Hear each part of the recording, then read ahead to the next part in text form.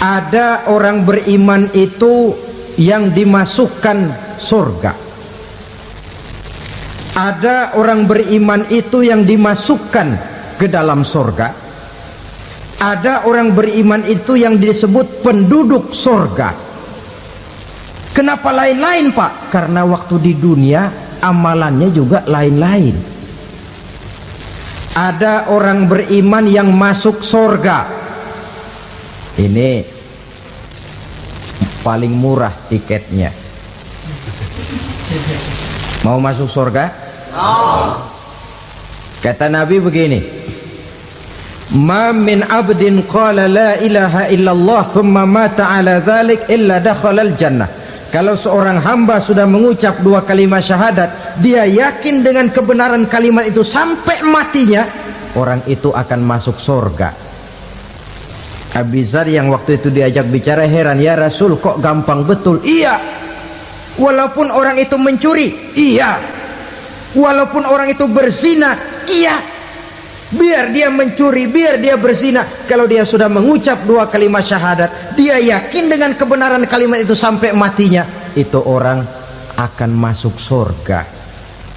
Jadi masuk surga cukup dua kalimat syahadat, yakin sampai mati, masuk surga.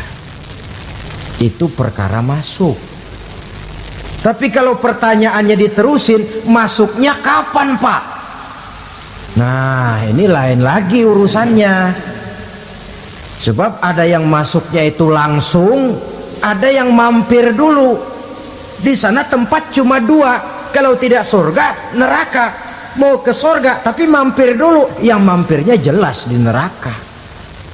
Kenapa? Dalam hadis qudsi ada riwayat, nanti itu di akhirat, setelah Allah selesai mengatur penduduk surga masuk surga, yang neraka masuk neraka, Allah berkata kepada malaikat Malik, malaikat Malik, labaik ya Allah, itu bajingan-bajingan tengik, manusia-manusia durjana yang waktu di dunia tidak mau sujud, jauh dari ulama, gemar melakukan yang munkarat dan maksiat, hidup di tengah masyarakat selalu jadi bibit keonaran, kufur, sudah masuk neraka semua.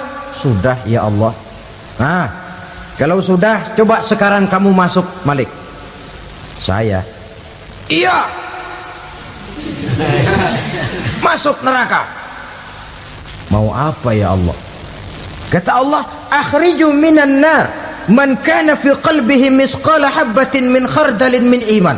Kau masuk neraka, cari di dalam neraka orang-orang yang ada imannya walaupun kecil sebesar biji zarah, angkat mereka keluar.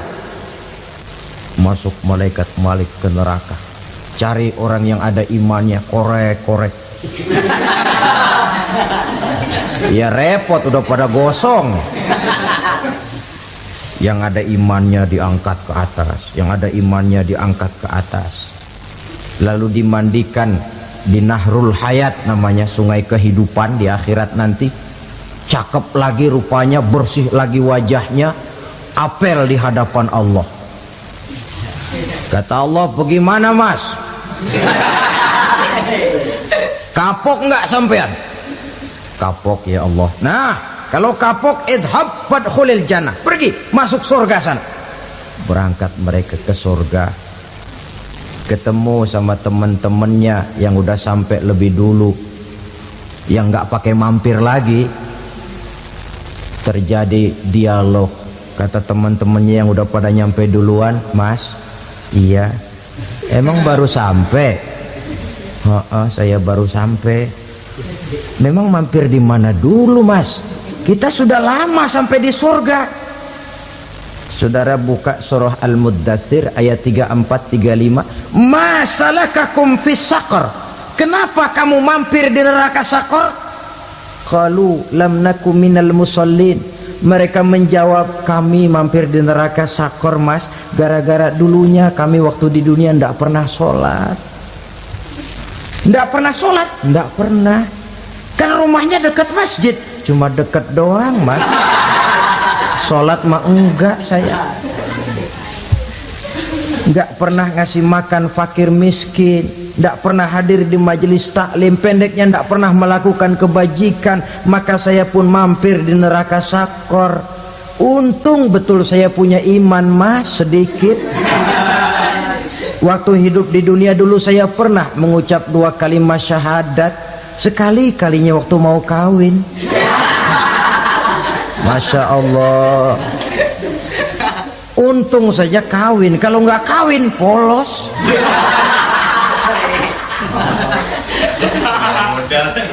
Itu juga pengulu sudah setengah mati ngajarin. Asyhadu alla, asyaduaan, asyaduaan.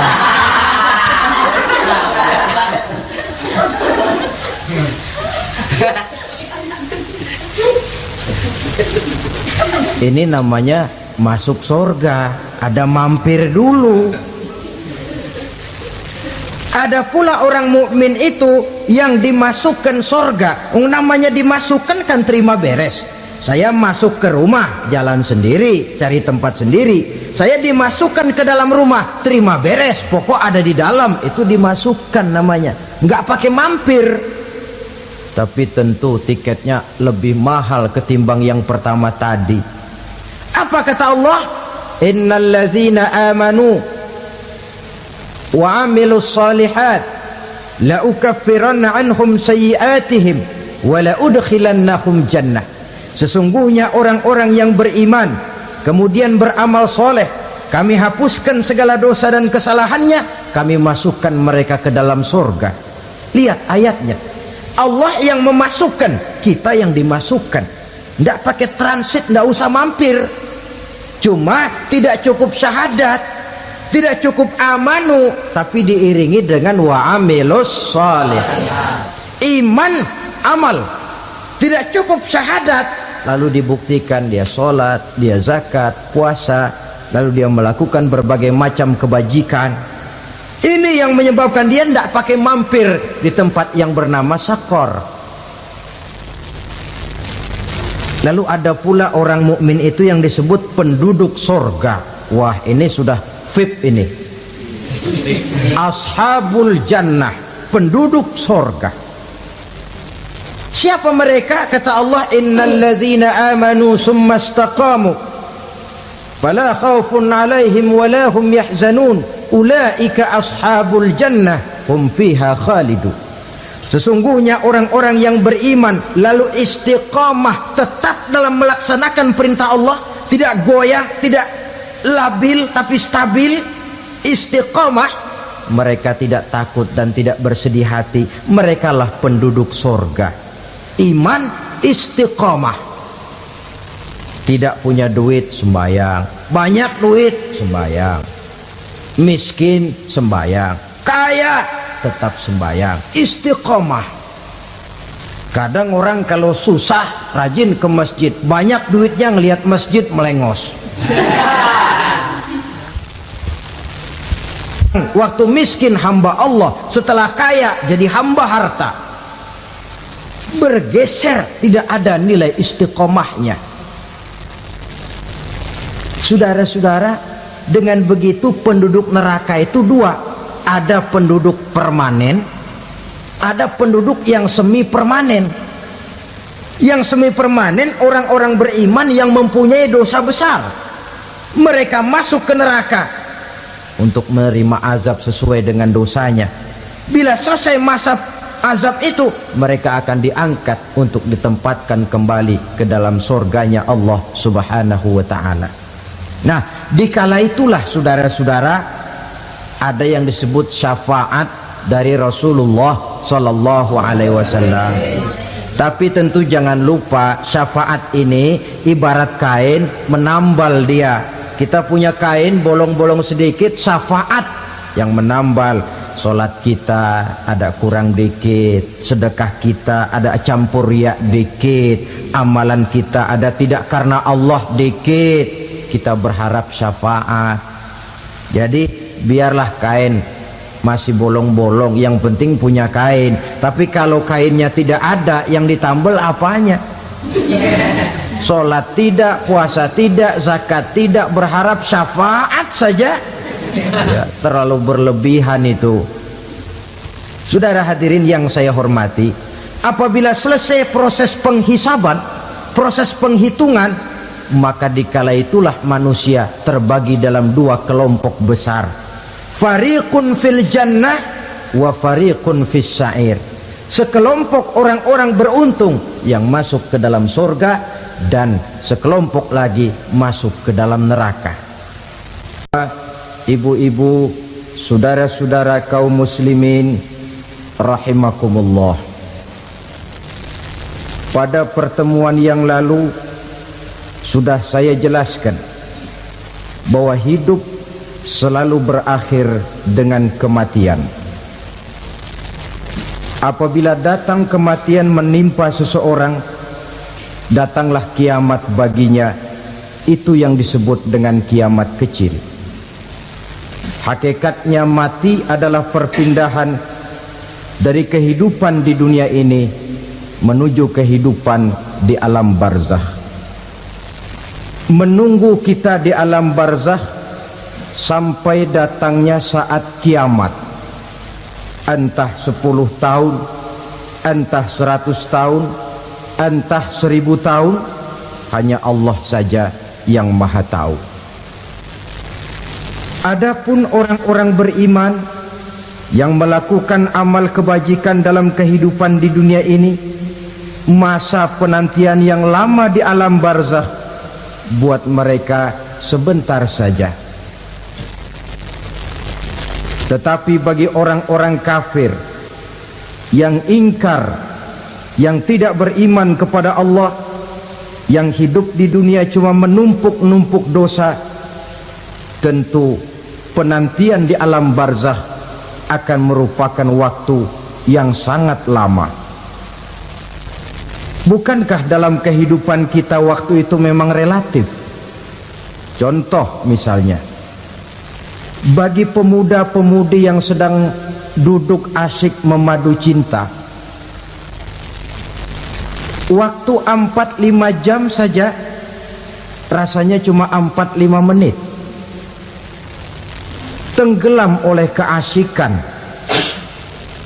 Tapi buat orang yang berbaring di rumah sakit, meratap di balik-balik apa itu tembok derita kata lagu, di balik dinding-dinding penjara, sehari bagai seminggu, seminggu rasa sebulan, sebulan boleh jadi rasa setahun. Penantian yang sangat lama. Kapan kiamat itu akan datang? Ini rahasia Allah. Jangankan kita yang orang awam, baginda Nabi sendiri tidak diberitahu oleh Allah kapan kiamat itu akan terjadi. Tetapi sungguh pun demikian, banyak hadis-hadis yang menjelaskan ciri atau tanda-tanda datangnya kiamat.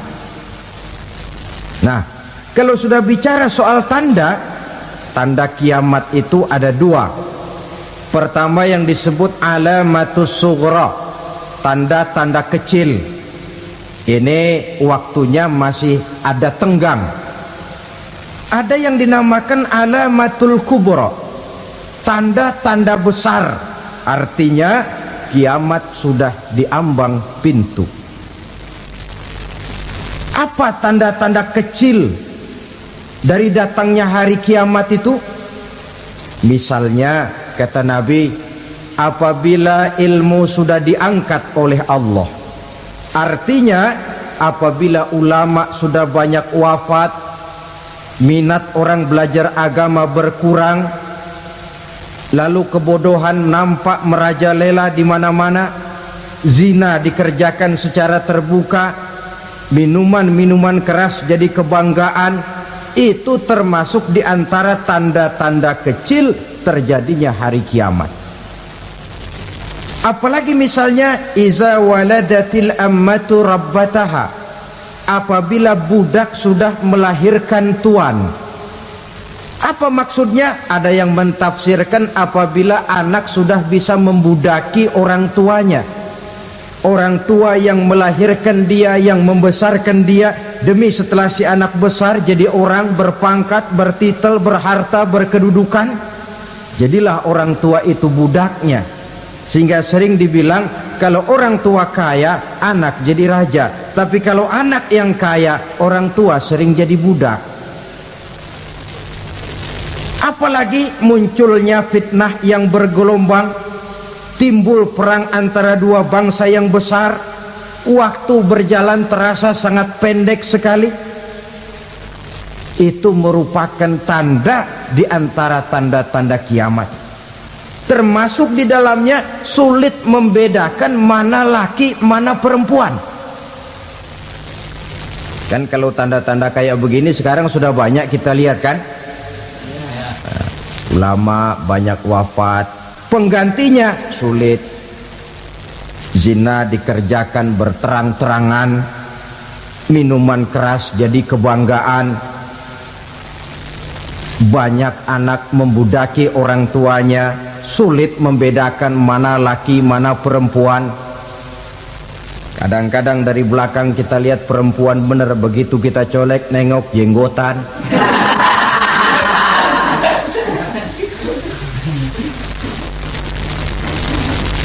Ini termasuk tanda-tanda kecil, masih ada tenggang sampai akan terjadinya kiamat itu.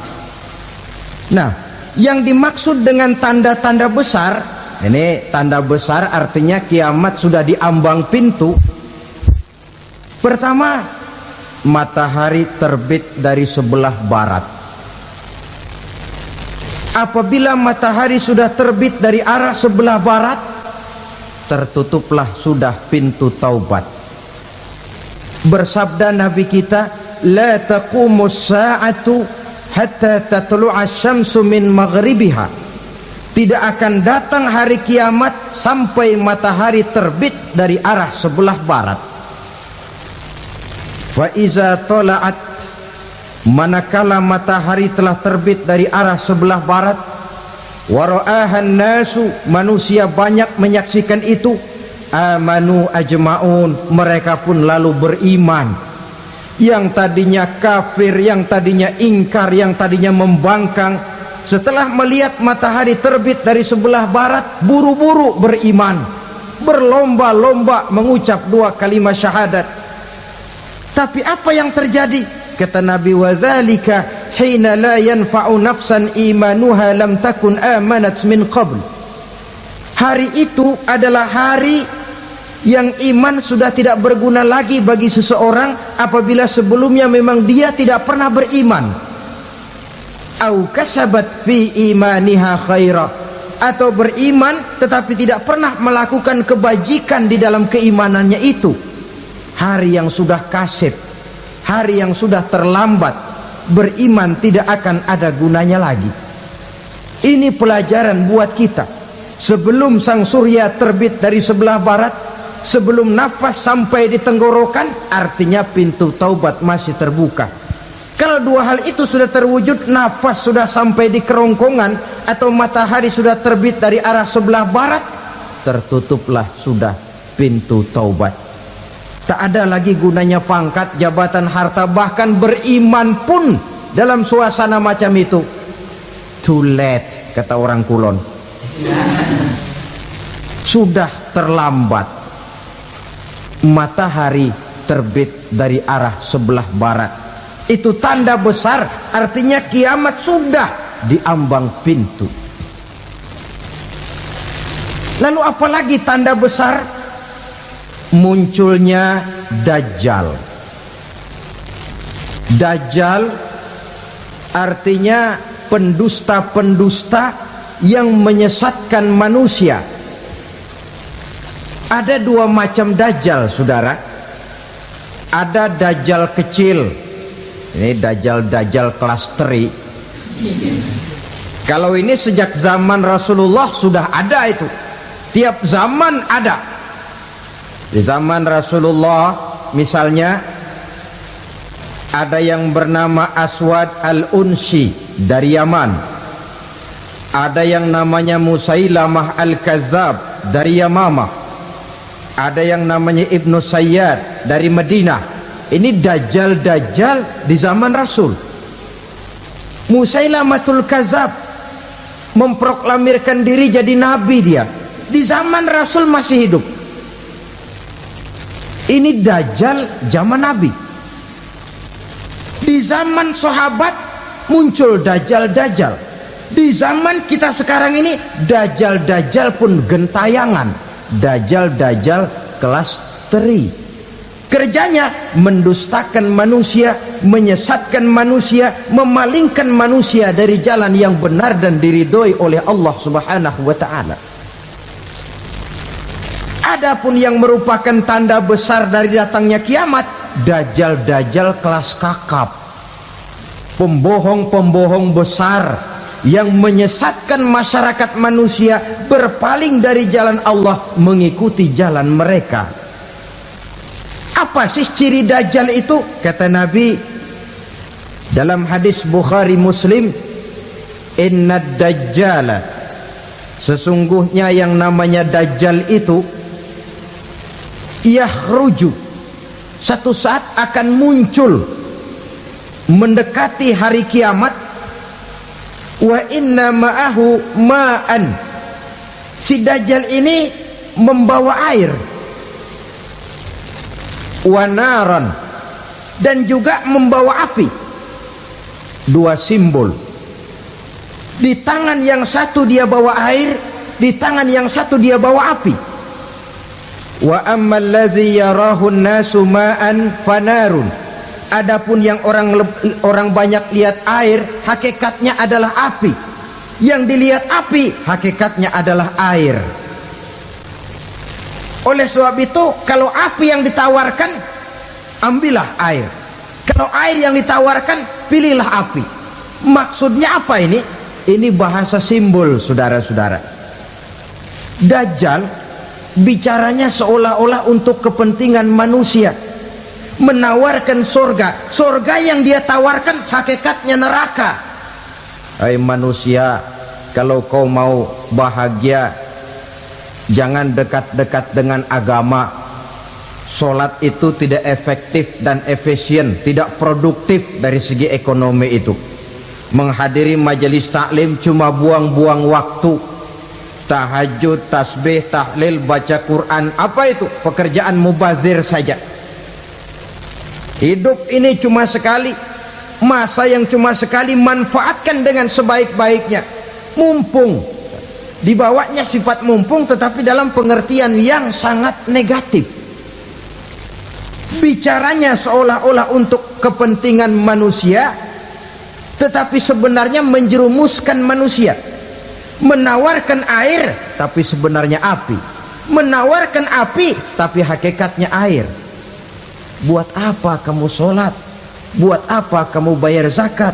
Buat apa kamu puasa? Surga yang dicanangkan dajjal, hakikatnya neraka. Neraka yang digambarkan dajjal, pada dasarnya adalah surga. Jadi memutarbalikan fakta itu kerjaan dajjal. Yang hak jadi batil, yang batil dibilang hak, yang benar jadi salah, yang salah malah jadi benar. Tuntunan disuruh jadi tontonan, tontonan malah menjadi tuntunan. Itu pekerjaan dajjal profesinya. Zamannya Nabi Adam, dajjalnya kan iblis. Betul? Betul. Apa sih gang kerayuan iblis itu? Allah setelah menciptakan Nabi Adam kan bilang, Adam, kau dan istrimu Hawa tinggal di surga ini. Seluruh fasilitas yang ada di surga persilahkan kau nikmati. Satu yang tidak boleh, jangan coba-coba dekati pohon khuldi. Dekat saja jangan, apalagi sampai memetiknya. Datang dajjal yang namanya iblis ini. Adam, kamu tahu nggak kenapa tidak boleh makan buah khuldi? Ya nggak tahu, pokoknya saya dilarang. Bodoh kamu Dam. Khuldun artinya kekal. Kalau kamu makan itu buah, kau akan kekal di surga buat selamanya. Allah tidak kepengen, maka dilarang kamu makan buah khuldi. Kalau kau ingin kekal di surga Adam, makan saja. Saya bicara begini ini untuk kepentingan kamu Adam. Ini kan ciri-ciri dajjal. Bicaranya sih seolah-olah untuk kepentingan Nabi Adam.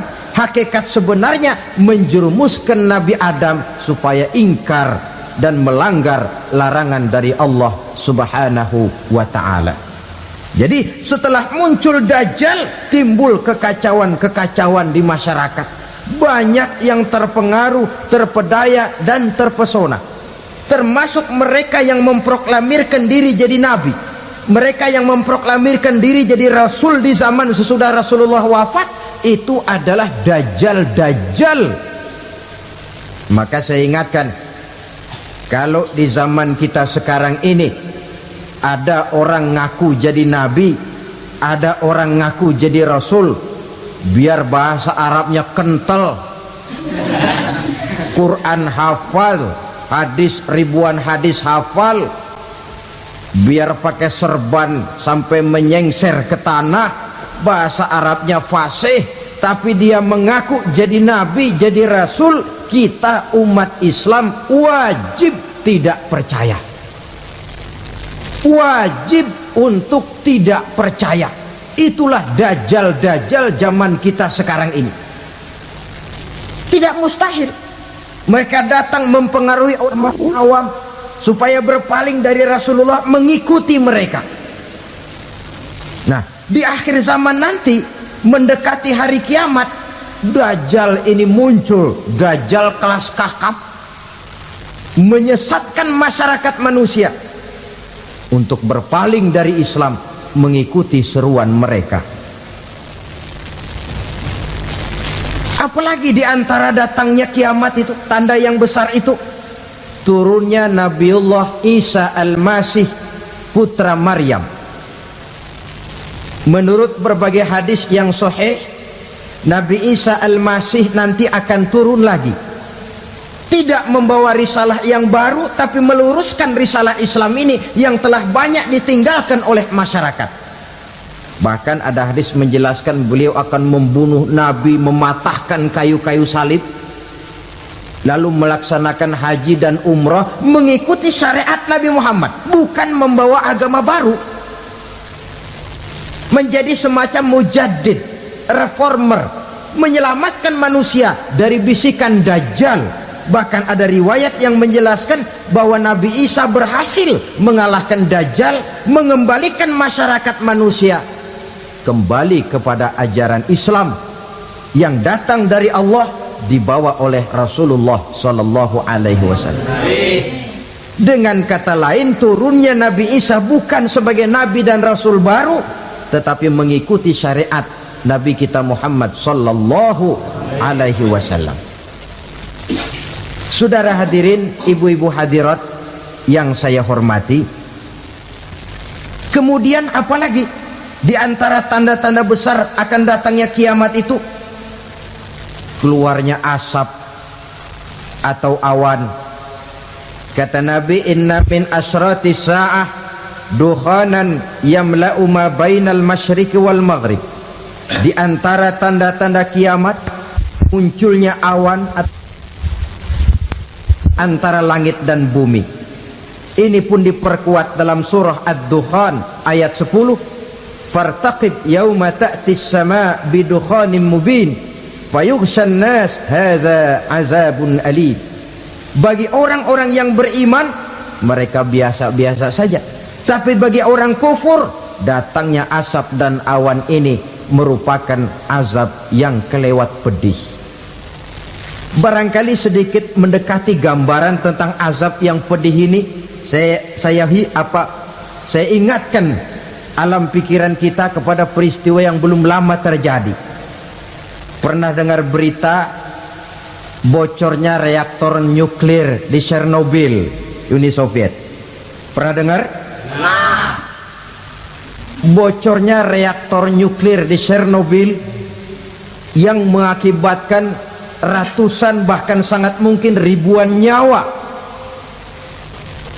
Cuma satu reaktor. Bagaimana kalau seluruh cadangan nuklir yang dimiliki oleh para negara adik kuasa ini diledakkan? Bahkan yang konon menurut catatan cadangan nuklir yang dimiliki bersama oleh Amerika dan Rusia sekarang ini sudah sanggup memusnahkan 6 miliar manusia, 1,5 kali lebih banyak dari jumlah manusia yang nongkrong di permukaan bumi ini. Saudara-saudara hadirin yang saya hormati, lalu saat mendekati hari kiamat, apalagi tandanya setelah Nabi Isa wafat, pada saat turunnya yang kedua kali, lalu Allah meniupkan angin sejuk, semua orang-orang beriman, orang-orang baik wafat, sehingga penghuni bumi ini cuma tinggal lagi terdiri dari orang-orang kafir. Tidak ada lagi di bumi ini yang bisa mengucapkan Allah. Sehingga dalam hadis qudsi itu ada keterangan, innallaha azza wa jalla yaqulu li Israfil. Allah pernah pesan kepada malaikat Israfil, kata Allah, Israfil, idza sami'ta qailan yaqul Allah Allah fa akhirin nafakh 40 sanatan ikraman liqailiha. Hai Israfil, apabila kau dengar di permukaan bumi masih banyak orang yang mengucapkan Allah Allah, maka tunda sangkakala kiamat itu 40 tahun. Untuk apa? Ikraman liqailiha, menghormati orang yang mengucapkan Allah Allah itu. Wah, jadi karena sekarang masih banyak yang mengucapkan Allah, besar hatilah kita, masih jauh kiamat itu. Tapi jangan lupa, kiamat pribadi, kiamat kecil itu yang gak kita sangka-sangka. Ajal datang mencabut nyawa, itu kiamat pribadi, dan itu yang pasti kita hadapi, dan itu yang membuat kita tidak boleh bersikap main-main di dalam kehidupan sekarang ini. Saudara hadirin yang saya hormati, tidak ada lagi orang-orang muslim, seluruh penduduk dunia ini kafir. Lalu terciptalah struktur sosial yang berlandaskan prinsip hidup semau gue. Bakal terjadilah prinsip di mana yang kaya menyantap yang miskin, yang kuat menindas yang lemah. Hidup sudah bagaikan di rimba belantara, berlaku hukum rimba, siapa yang kuat dia yang menang, siapa yang lemah menjadi mangsa. Timbul kekacauan, maksiat merajalela, munkarat menjadi-jadi, sehingga isi bumi ini penuh dengan segala macam perbuatan dosa. Tidak ada perlunya lagi alam diperpanjang temponya. Datang saat yang sudah dijanjikan oleh Allah Azza wa Jalla, maka terjadilah yang disebut kiamat kubra, kiamat besar, kiamat ancur-ancuran. Bagaimana kejadian ini dimulai? Dalam surah Az-Zumar ayat 68, Allah Subhanahu wa taala berfirman, wa nufikha fis-suri fasa'iqa man fis samawati wa man fil ardi illa man sya'allahu. Maka manakala ditiuplah sangkakala, terkejutlah seluruh yang ada di langit dan seluruh yang ada di bumi. Bila saat kiamat datang, Allah perintah malaikat Israfil, Israfil, tiup sangkakalamu. Ditiuplah sangkakala oleh malaikat Israfil. Yang akibat daripada tiupan itu, seluruh yang ada di langit, seluruh yang ada di permukaan bumi terkejut. Yang ada di langit siapa? Malaikat kan. Bayangin aja kalau malaikat kaget, apalagi kita. Terkejut seluruh makhluk yang ada di bumi, yang ada di langit mendengar suara sangkakala itu. Bunyinya tidak sanggup kita bayangkan dahsyatnya. Ledakan nuklir, ledakan neutron belum apa-apa ketimbang bunyi sangkakala malaikat Israfil ini. Nah, lalu mendengar bunyi sangkakala ini, gemparlah makhluk, kacaulah alam. Bumi gempa, planet-planet bertabrakan, gunung meletus, air laut tumpah ke darat, angin topan bertiup, halilintar menyambar, lalu semua yang bernama hidup mati total. Mati bareng tanpa persiapan. La haula wala quwata illa billah.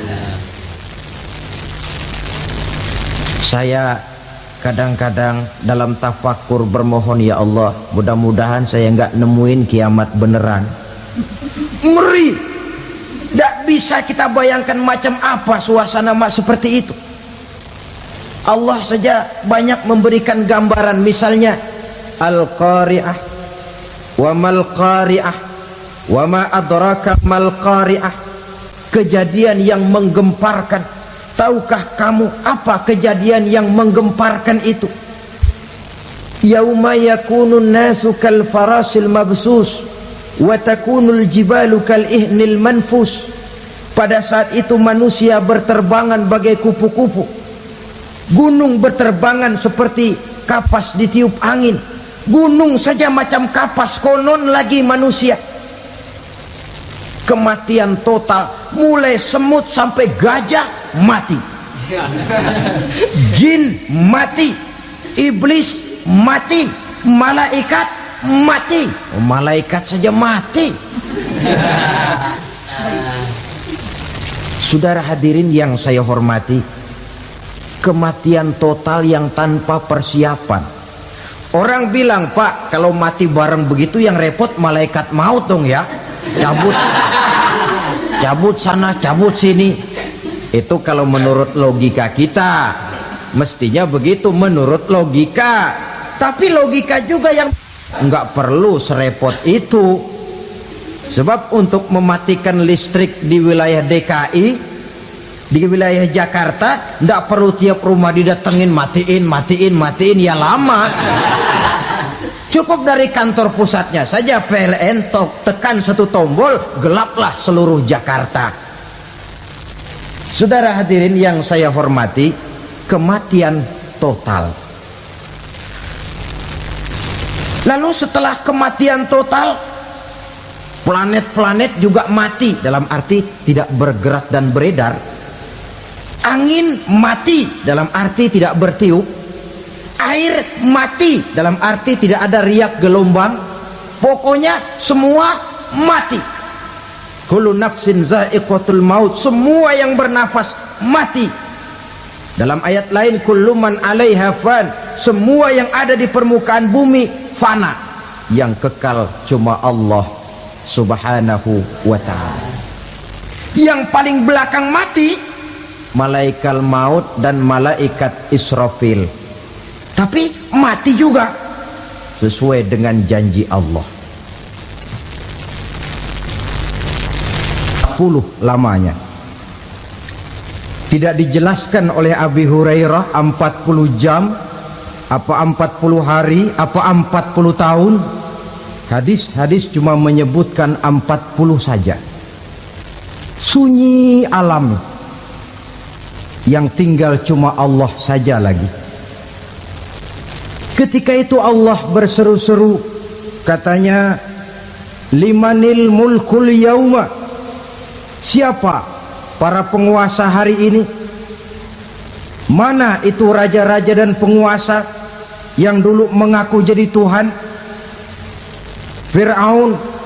Mana Fir'aun sekarang? Yang dulu jadi raja, merasa berhasil, sombong, lalu tidak mau turun-turun dari kekuasaannya, sampai kepada puncak kekurang ajarannya mengangkat diri jadi Tuhan. Mana itu Fir'aun? Namrus. Mana sekarang Namrus? La ilaha illa ana. Ternyata tidak ada Tuhan lain selain daripada aku, kata Allah. Proses kemudian, saudara-saudara, turunlah hujan dari langit. 40 lamanya hujan itu. Tidak jelas juga 40 jam apa 40 hari. Setelah air turun membasahi, datanglah tiupan sangkakala yang kedua. Semua yang bernama mati bangkit dari kuburnya masing-masing. Ini yang disebut Yaumul Ba'thi, hari kebangkitan. Allahu Akbar. Pada saat kita bangkit dari kubur kita masing-masing, kumpul di padang mahsyar namanya. Bayangin aja, saya sendiri nggak sanggup bayangin. Manusia sejak zaman Adam sampai zaman kiamat kumpul bareng di tempat sama. Berapa banyaknya itu?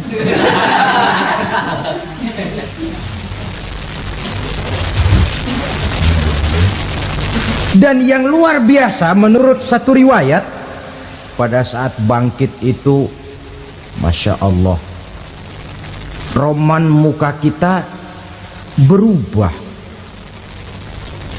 disesuaikan dengan amalan kita waktu di dunia ini. Barang siapa yang waktu di dunia amalannya itu amalan tikus, di akhirat nanti dia bangkit dari kubur, mukanya seperti muka tikus. Gagah betul badannya, tapi mukanya seperti tikus. Kenapa? Amalannya waktu di dunia seperti amalan tikus. Apa amalan tikus itu? Suka ngegeragoti barang yang sudah disimpan rapi-rapi.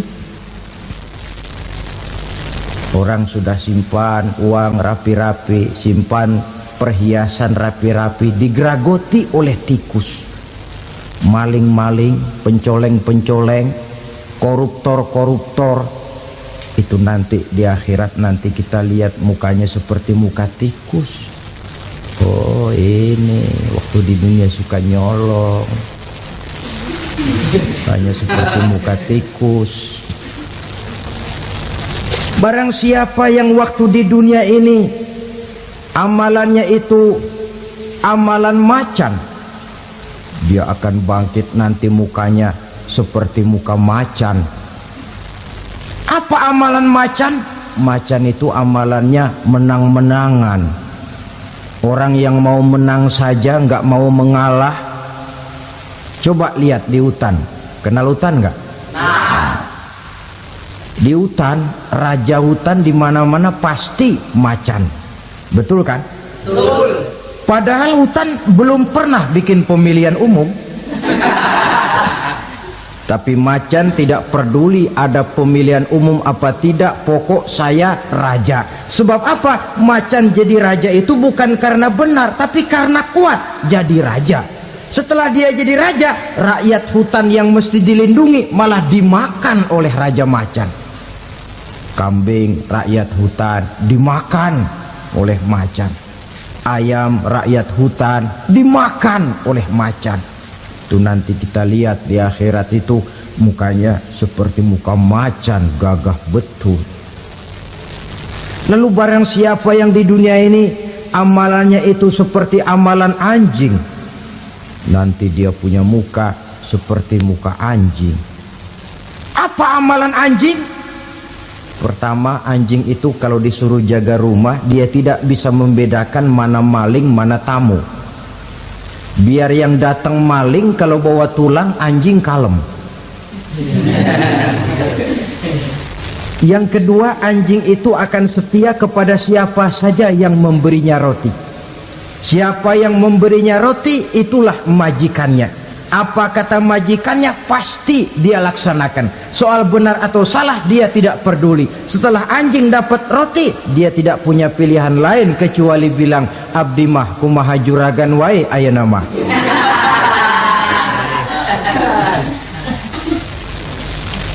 Saudara hadirin yang saya hormati, berkumpul di padang mahsyar, tiap orang sibuk dengan persoalannya masing-masing.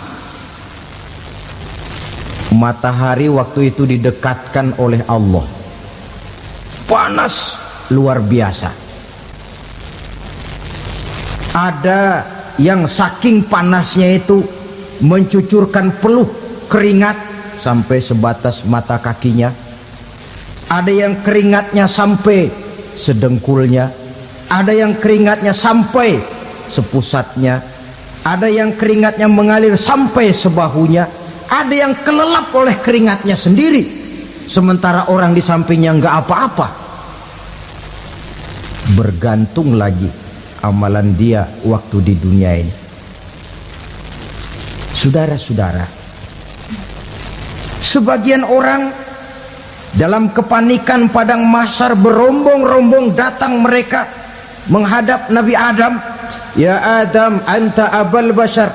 Hai Adam, Tuhan adalah bapak moyang manusia. Kami sebentar lagi akan disidang, dimintakan pertanggungan jawab. Tolonglah kami, hai Adam. Kata Nabi Adam, jangankan nolongin sampean, saya sendiri tanggung jawab di hadapan Allah ketika dulu tidak boleh makan khuldi, saya serobot. Sudahlah, urus diri masing-masing saja, nafsi. Begitu kata Nabi Nuh, begitu kata Nabi Ibrahim. Tiap orang bertanggung jawab sendiri-sendiri. Ketika itulah saudara-saudara, nikmatnya menjadi umat Nabi besar Muhammad sallallahu alaihi wasallam. Sebab apa? Walaupun menurut abjad kita ini umat paling belakang, paling belakang kita ini toh, karena Nabi Muhammad adalah Nabi akhir, tapi akan dihisap lebih dulu, lewat di atas sirat lebih dulu, masuk surga lebih dahulu ketimbang umat-umat belakangan. Ketika Rasul mendekati ajal, beliau tanyakan itu kepada malaikat Jibril. Malaikat Jibril berkata, Muhammad jangan khawatir, Allah sudah berjanji, inni haramtul jannata ala sairil anbiya hatta tadkhulaha anta wa haramtuha ala sairil umami hatta tadkhulaha ummatuka. Surga aku haramkan buat seluruh nabi kecuali kalau engkau Muhammad sudah masuk ke dalamnya, dan surga aku haramkan buat seluruh umat kecuali kalau umatmu Muhammad sudah masuk ke dalamnya. Logikanya, walaupun menurut abjad kita umat paling belakang, bakal dihisap paling dulu, lewat di atas sirat paling dulu, masuk surga paling dulu, kalau mampir ke neraka juga paling dulu. Ya resiko. Jangan mau enaknya aja paling dulu. Saudara hadirin yang saya hormati, setelah masa kebangkitan itu jangan dikira begitu bangkit langsung diperiksa, masih menunggu menanti ribuan tahun perhitungan padang mahsyar untuk sampai kepada proses yang disebut yaumul hisab, hari perhitungan. Seorang demi seorang bakal dipanggil. Bayangkan saja, kita se-RT saja di absen, kadang-kadang perlu waktu lama. Ini manusia sejak zaman Nabi Adam sampai datang hari kiamat, satu demi satu disidang di hadapan Qadhi Rabbul Jalil. Status sosial copot sudah waktu itu. Yang pernah jadi hartawan di situ tidak lagi kelihatan kehartawanannya. Yang pernah jadi jenderal tidak lagi dipanggil jenderalnya. Yang ustadz tidak lagi dipanggil al-mukarramnya. Seluruh status sosial selesai. Dipanggillah kita seorang demi seorang menghadap Qadhi Rabbul Jalil. Bagaimana proses penghisaban itu? Pertama, proses tanya jawab. Di antaranya ada hadis menyatakan, lan tazula qadama 'abdin yaumal qiyamah hatta yus'ala an arba'i khisalin. Besok di hari kiamat tidak akan bergeser telapak kaki seorang hamba sampai dia ditanya lebih dulu tentang 4 persoalan. Tentang ilmunya, kemana ilmu itu diamalkan. Tentang umurnya, di mana umur itu dihabiskan. Tentang masa mudanya, kemana masa muda itu dipakai. tentang hartanya, dari mana harta itu didapat dan kemana harta itu dibelanjakan. Ini termasuk proses tanya jawab. Jadi kalau istilah pengadilan dunia, nama Fulan bin Fulan. Kamu waktu di dunia diberikan umur panjang untuk apa? Pernah mengalami masa muda, kemana kau habiskan masa remajamu? Kau diamanahkan ilmu, dengan apa ilmumu kau amalkan? Kau diberikan harta, dari mana harta kau dapat, kemana kau belanjakan? Tak seorang pun yang bisa mungkir. Sebab apa? Dikala itu yang menjadi saksi bukan orang. Yang menjadi saksi adalah seluruh anggota badan kita. Tangan bicara, kaki jadi saksi terhadap seluruh amalan yang pernah kita kerjakan pada saat kehidupan di alam dunia ini. Selesai proses tanya jawab, lalu diperlihatkan buku catatan kita waktu hidup di dunia ini. Jangan lupa Allah itu menyiapkan 2 superkomputer kepada kita. Sebelah ditempelin sebelah kanan, yang sebelah tempelin di sebelah kiri. Komputer itu namanya Raqib dan Atid. 2 malaikat yang apabila baik kita lakukan, refleks saja akan menulis kebajikan kita. Jahat kita kerjakan, akan tertulis. Catatan itu nanti diperlihatkan kepada kita. Waduh, alangkah malunya pada saat diperlihatkan catatan kita, buku rapot kita merah melulu. Barangkali diperiksa sambil diomelin, brengsek lo. Buku merah melulu begini, bagaimana waktu hidup di dunia? Tidak cukup diperlihatkan buku catatan kehidupan, rekaman kehidupan. Rekaman kehidupan kita secara utuh sejak terlahir sampai ajal datang merenggut nyawa. Barangkali mirip dengan video sekarang ini, di mana terekam dengan baik seluruh kegiatan kita, sejak yang sekecil-kecilnya sampai kepada yang sebesar-besarnya. Untuk kemudian kita pun menerima balasan. In khairan fa khairun wa in syarran fa syarrun. Kalau baik ya baik balasannya, kalau jahat ya jahat juga balasannya. Catatan-catatan kita diberikan. Kalau banyak kebajikannya diberikan di tangan kanan dengan cara yang halus. Kalau banyak kejahatannya diberikan dari sebelah kiri atau dilempar dari belakang. Itulah sebabnya sejak di dunia ini kita sudah mohon kepada Allah. Ketika berwudu membasuh tangan kanan, apa kita bilang? Allahumma a'tini kitabi biyamini wa hasibni hisaban yasira. Ya Allah, berikan saya kitab di tangan kanan, dan kalau saya memang perlu dihisap, hisaplah saya yang seringan-ringannya. Tangan kiri berlindung kita kepada Allah, jangan sampai diberikan kitab di tangan kiri atau dari arah sebelah belakang. Wa a'udzubika an tu'tiya kitabi bishimali aw min wara'i zuhri, dari arah sebelah belakang. Na'udzubillah min dzalik. Setelah selesai lewat proses penghisaban, lewat mizan, timbangan, maka yang sudah selesai dihisab itu bergeraklah menuju sirat, jembatan yang terbentang menuju surga melalui neraka. Saudara-saudara, panjangnya perjalanan sirat itu memakan waktu ratusan tahun. Tetapi orang yang lewat di atas sirat pun macam-macam, bergantung amalannya ketika di dunia ini. Ada yang lewat di atas sirat itu kal barkil khatib, seperti kilat yang menyambar, lep, sudah sampai dia di surga. Cepat bukan main. Ada yang lewat di atas sirat itu seperti orang lari-lari. Ada yang lewat di atas sirat itu seperti orang jalan biasa. Ada yang sambil merangkak, ada yang sambil ngesor, ada yang sambil gelayutan, ada yang selamat sampai ke ujung ke surga, ada yang tergelincir jatuh masuk ke dalam neraka, bergantung amalannya dalam kehidupan di dunia sekarang ini.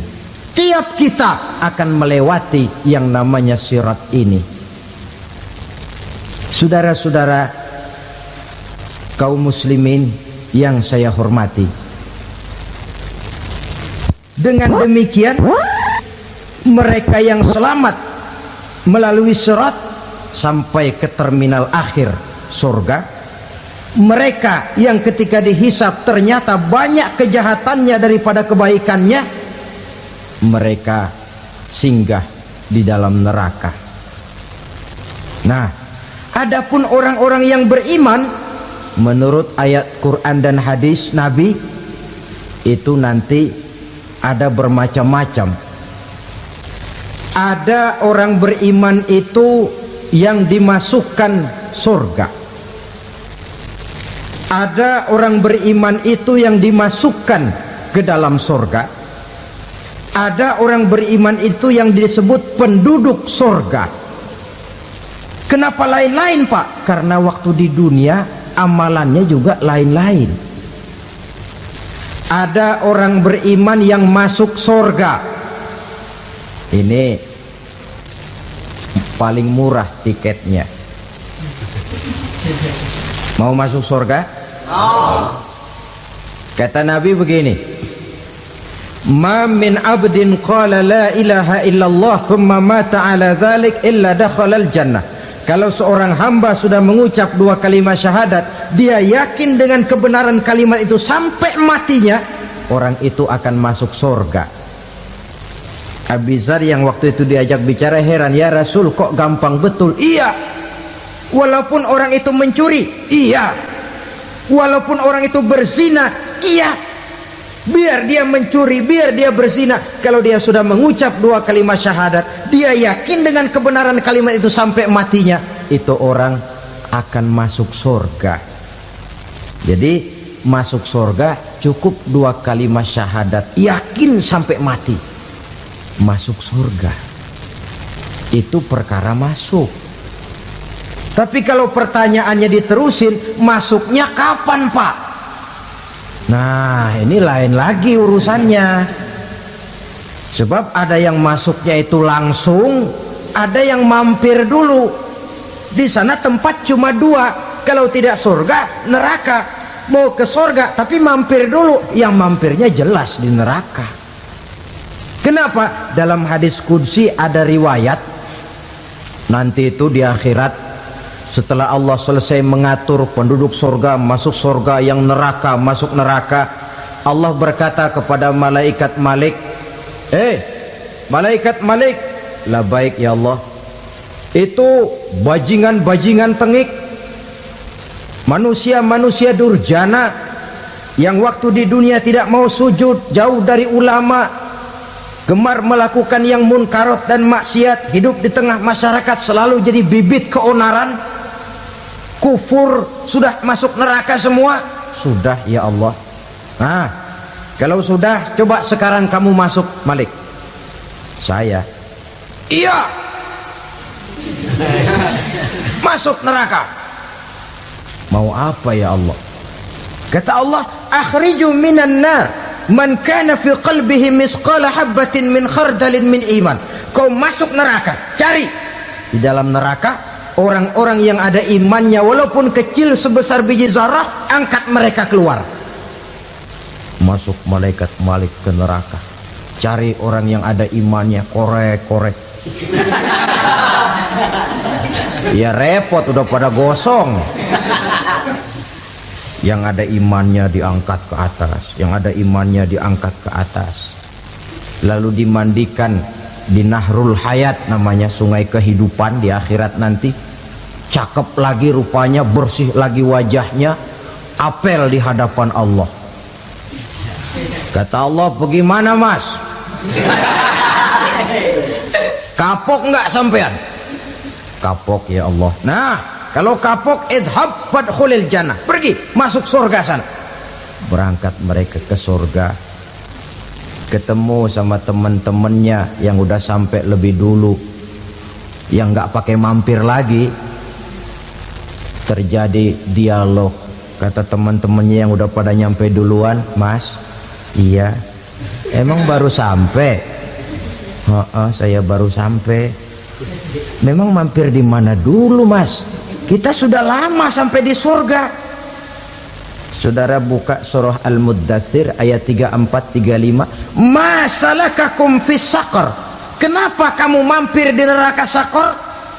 Qalu lam naku minal musallin.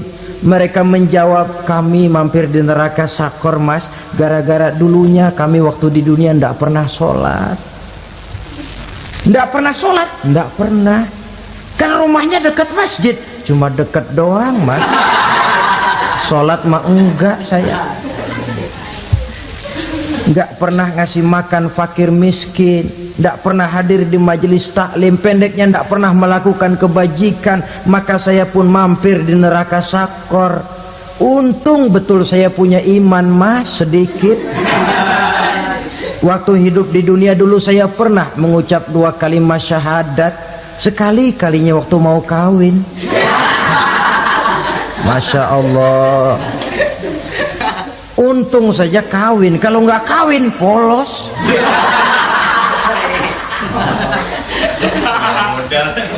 Itu juga pengulu sudah setengah mati ngajarin. Asyhadu alla, asyaduaan, asyaduaan.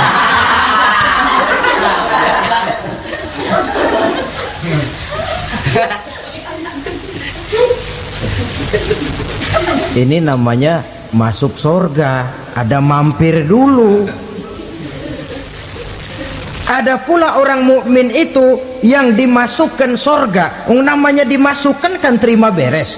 Saya masuk ke rumah, jalan sendiri, cari tempat sendiri. Saya dimasukkan ke dalam rumah, terima beres, pokok ada di dalam, itu dimasukkan namanya. Nggak pakai mampir. Tapi tentu tiketnya lebih mahal ketimbang yang pertama tadi. Apa kata Allah? Innal ladzina amanu wa amilus salihat la ukaffiranna anhum sayyi'atihim wa la udkhilannahum jannah. Sesungguhnya orang-orang yang beriman kemudian beramal soleh, kami hapuskan segala dosa dan kesalahannya, kami masukkan mereka ke dalam surga. Lihat ayatnya. Allah yang memasukkan, kita yang dimasukkan. Tidak pakai transit, tidak usah mampir. Cuma tidak cukup syahadat, tidak cukup amanu, tapi diiringi dengan wa'amilus salih. Iman, amal. Tidak cukup syahadat, lalu dibuktikan dia sholat, dia zakat, puasa, lalu dia melakukan berbagai macam kebajikan. Ini yang menyebabkan dia tidak pakai mampir di tempat yang bernama Saqar. Lalu ada pula orang mukmin itu yang disebut penduduk surga.